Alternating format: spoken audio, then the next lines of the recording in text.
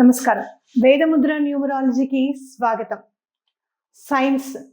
సైన్స్ని spirituality అంటే ఏంటంటే ఆధ్యాత్మికత వేరు, సైన్స్ వేరు అని చెప్పి మనం ఎప్పుడు కూడా అనుకుంటూ ఉంటాము.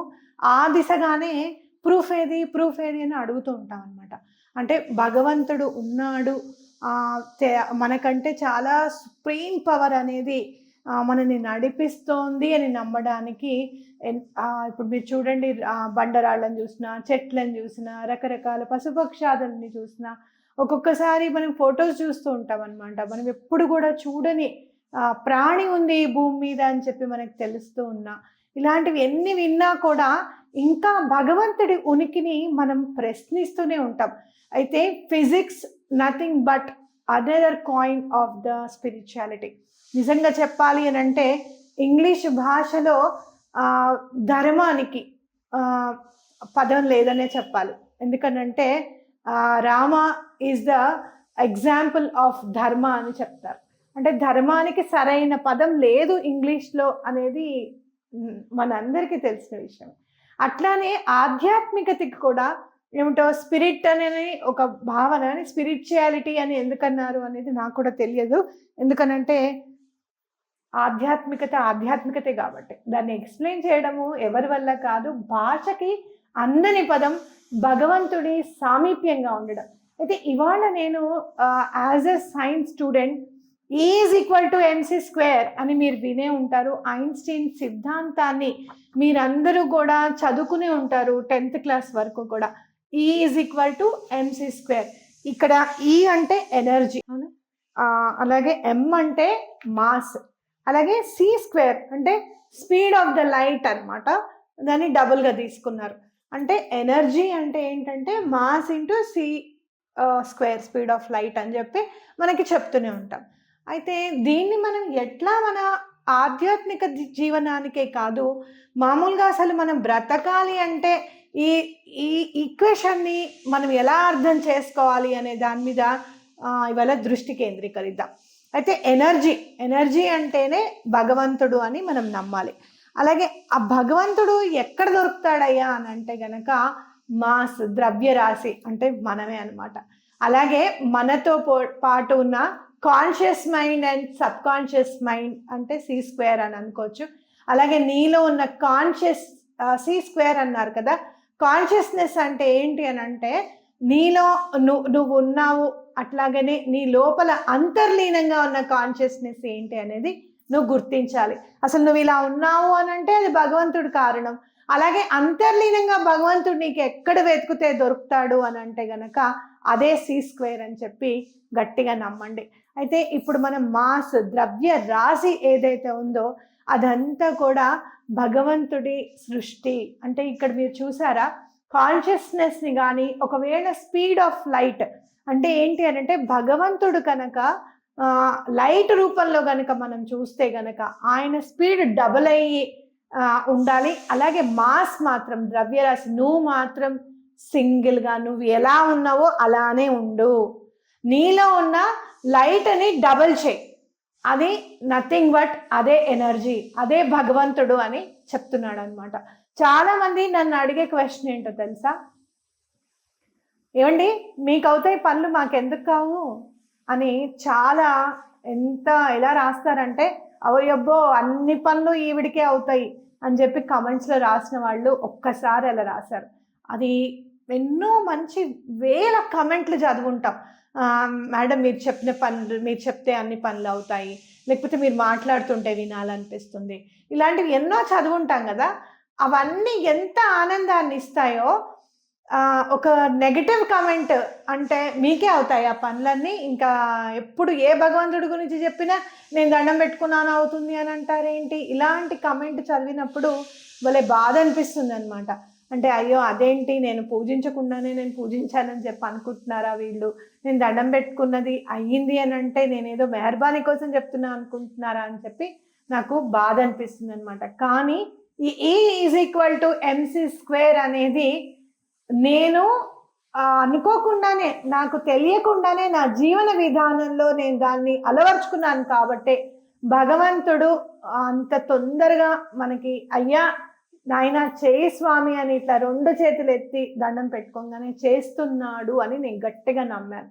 ఎందుకంటే దీని గురించి నిన్న E=mc² గురించి నేను మామూలుగా కార్లో వెళ్తున్నప్పుడు కానివ్వండి, జనరల్గా ఆటోస్లోనే వెళ్తాను. ఎందుకంటే ఆటోకి కారుకి మినిమం 150 రూపాయలు తేడా ఉంటుంది జర్నీకి. 150 మిగులుతుంది వద్దు అని నేను ఆటోలోనే వెళ్తాను అనమాట. నిన్న మాత్రం మా తమ్ముడు కారులో వెళ్ళడం రావడం అనేది జరిగింది. కాబట్టి వెళ్తున్నప్పుడు చదివాను E=mc². అసలు ఆధ్యాత్మికంగా ఏమిటి అనేది నేను చదివితే అరే ఇది మనం చేస్తున్న పనే కదా, ఎందుకు అందరికీ చెప్పకూడదు అనే భావన నాకు కలిగిందనమాట. అయితే ఇప్పుడు మీరు చూడండి, E అంటే ఎనర్జీ, M అంటే మాస్ ద్రవ్యరాశి, C అంటే C². నువ్వుగానే ఉండు, నువ్వేమి డబల్ అవ్వాల్సిన అవసరం లేదు. ఓకే, నువ్వేంటో అలానే ఉండు. ఇంకా దాన్ని నువ్వు నేను ఇలా ఉంటే నచ్చుతుందేమో, అలా ఉంటే నచ్చుతుందేమో, ఇలా ఉంటే భగవంతుడు హర్షిస్తాడేమో అని కాదు. నిన్ను నీలాగా కల్మషం లేకుండా చిన్న పాపాయిగా పుట్టేచాడు చూసావా భగవంతుడు, అదే మనసుతో నువ్వు ఉండు. ఎవ్వరికి హాని చేయకు, ఎవరి చెడు కోరుకోకు, ఎవరన్నా నీకు చెడు చేసినా కానీ చూస్తూ ఉండు, ఆయన మీద నమ్మకంతో ఉండు, అంతే. అలాగే C² అంటే స్పీడ్ ఆఫ్ లైట్ని డబుల్ చేశారు ఇక్కడ. ఆ స్పీడ్ ఆఫ్ అంటే భగవంతుడి కనుక అంత స్పీడ్గా మనకి కనిపించాలి అని అన్నా కూడా, లేదు అంటే కనుక ఆ లైట్ డబుల్ అవ్వాలన్నా కూడా అంతర్లీనంగా మనని మనం వెతుక్కోవాలి. అలాగనే conscious mind, sub conscious mind 2 ఉండాలి. మీకు నేను ల్యాడర్ టెక్నిక్లో చెప్పాను చూడండి, కాన్షియస్గా ఉన్నప్పుడేమో పని అవ్వలేదు అని అనుకోండి, I will not claim the ladder అనుకోండి. అలాగే సబ్ కాన్షియస్ మైండ్ నిద్రపోయేటప్పుడేమో నేను మెట్లెక్కుతున్నట్టుగా ఊహించుకోండి అని చెప్పాను కదా. అంటే ఏంటంటే 2 బ్యాలెన్స్ చేస్తున్నట్టు అనమాట ఆ టెక్నిక్లో.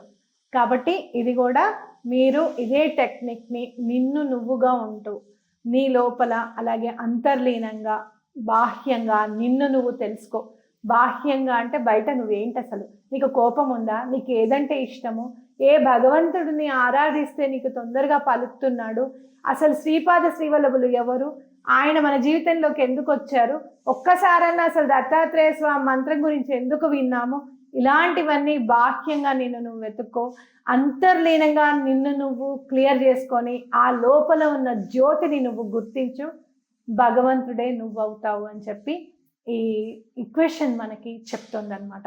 కాబట్టి తప్పకుండా ఈ ఈక్వేషన్ని మనం అందరం కూడా పాటించాలి, ఇలానే ఉండడానికి మనం ప్రయత్నం చేయాలి. అలాగే ఇందాక మనకి ఈ ఈక్వేషన్ గురించి చదువుతూ ఉన్నప్పుడు నాకు నికోలా టెస్లా గారు చెప్పిన విషయం కూడా, ఆయన 369 టెక్నిక్ని అందించారు. అసలు 369 టెక్నిక్ ఎందుకు పనిచేస్తుంది అనేది నేను నెక్స్ట్ వీడియోలో చెప్తాను మీకు. ఇదేంటంటే ఆయన ఏం చెప్పారంటే ఎనర్జీ, ఫ్రీక్వెన్సీ, వైబ్రేషన్, ఈ 3 గుర్తుపెట్టుకోవాలి. ఎనర్జీకి, భగవంతుడికి మనం ఎట్లా సమీకరించుకుంటాము అని అంటే, ఎట్లా మనం భగవంతుడిని సామీప్యంగా మనం వెళ్ళగలుగుతాము అని అనుకుంటే గనక మన ఫ్రీక్వెన్సీని, వైబ్రేషన్ని ఆయనకి అనుగుణంగా మార్చుకున్నప్పుడు. అర్థమైందా మీకు? ఒక గుహలో ఉండిపోయి సూర్యుడు కిరణాలు రావట్లేదండి అని అంటే ఎవరు మాత్రం ఏం చేయగలుగుతారు? కాస్త రంధ్రం చేయి, సూర్యకిరణం డైరెక్ట్గా నీ మీద పడుతుంది. కాబట్టి భగవంతుడు ఎక్కడో లేడు, మనలోనే ఉన్నాడు. వెతుకుదాం. మన ఎదురుగుండా ఉన్న జీవుల్లో ఉన్నాడు. మొత్తం సమస్త విశ్వంలోనూ విశ్వవ్యాప్తమై భగవంతుడు ఉన్నాడు. ఆయన్ని వెతుకుదాం. ఎలా వెతుకుదాం? చక్కగా మనల్నిగా వెతుక్కుని ముందు బాహ్యంగా, అంతర్లీనంగా మన గురించి తెలుసుకొని భగవంతుడి గురించి వెతుకుదాం. ఇది ఫిజిక్స్లో ఉన్న E=mc². ఆధ్యాత్మికంగా అంటే మామూలుగా మీకు అసలు ఎనర్జీ అంటే ఏంటి, ఎనర్జీ ఎలా వస్తుంది ఏంటి అనేది ఒక ఫిజిక్స్ అయితే, మెటాఫిజిక్స్ అనేది ఇంకొకటి ఉంది. అదే ఆధ్యాత్మికతకి ఒక మంచి దారి అనమాట.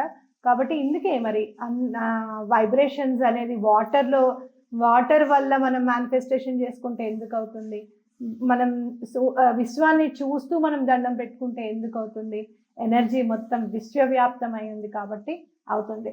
మరి ఇంకా మంచి టాపిక్తో, ఇలాంటి టాపిక్ మళ్ళీ దొరకాలి.